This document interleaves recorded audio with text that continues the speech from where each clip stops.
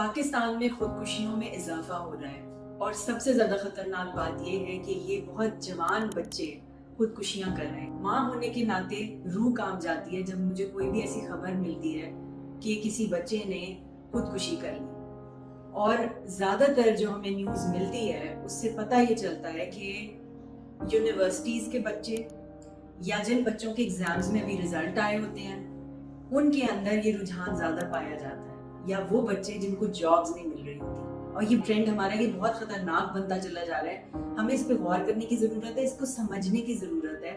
سب سے زیادہ پیرنٹس کو میرے خیال ہے سمجھنے کی ضرورت ہے، کیونکہ وہیں پر ایک ماحول ایسا ملتا ہے بچے کو جہاں سے اس کے اندر ایک مینٹل اسٹرگل شروع ہوتی ہے کہ وہ اس کو یہ آخری اس برے انجام تک لے کے جاتی ہے جو کوئی کسی کے لیے نہ چاہے۔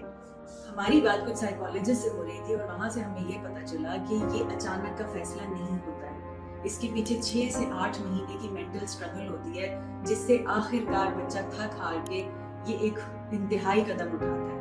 سمجھنے کی یہ ضرورت ہے کہ اس 6 سے 8 کے مینٹل اسٹرگل کے سپین کو کس طرح سے ہم سمجھ سکیں اور اس میں بچے کو ہم کیسے دوسری ڈائریکشن میں لے جا سکیں۔ سب سے پہلے یہ بہت ضروری ہے کہ دیکھا جائے کہ یہ جو مینٹل اسٹرگل کا سپین ہوتا ہے 6 سے 8 مہینے کا، اس میں کمیونیکیشن گیپ سب سے بڑا سائن ہوتا ہے کہ بچہ آپ سے بات نہیں کر رہا۔ اور وہ بات نہ کرنے کی کیا وجہ ہے؟ شاید ایز پیرنٹس ہم بہت بزی ہیں، شاید آپ کا بچہ ڈیجیٹل ڈیوائسز میں بہت ڈسٹریکٹڈ ہے، شاید اس کے اوپر بہت زیادہ ایکسپیکٹیشنز کا بوجھ ہے کہ اس نے یہ اچیو کرنا ہے، وہ اچیو کرنا ہے، جو بعض اوقات پیرنٹس یا سوسائٹی بھی اس پر مسلط کر دیتی ہے۔ اور بعض اوقات یہ بھی ہوتا ہے کہ پیرنٹس دوسروں سے، اپنے ہی فیملی کے بچوں سے اس ایک بچے کو کمپیئر کر کے اس برڈن میں اضافہ کر دیتے ہیں، جس سے اس کی مینٹل اسٹرگل اور مزید بڑھتی چلی جاتی ہے۔ ایکسپرٹس کہتے ہیں کہ اس مینٹل اسٹرگل کے فیز کے دوران کچھ سائنز ہیں جن کو آپ نے بہت دھیان سے دیکھنا ہے۔ نمبر 1، آپ کا بچہ کیسے سو رہا ہے؟ کیا وہ بہت زیادہ نیند لے رہا ہے یا اس کی نیند بہت کم ہو گئی ہے؟ کیا اس نے کھانا پینا بالکل چھوڑ دیا ہے یا وہ بہت کم کھا رہا ہے؟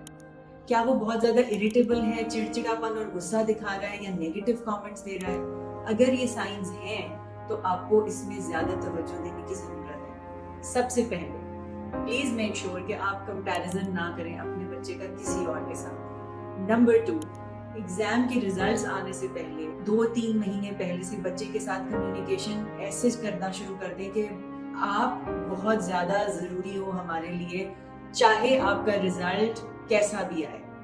You matter more than the results. بچوں کو ہیلدی ایکٹیویٹیز کی طرف لے کے آئیں جو فزیکل ایکٹیویٹیز ہوں، جس میں ان کی فرسٹریشنز نکلنے کا کوئی طریقہ ہو۔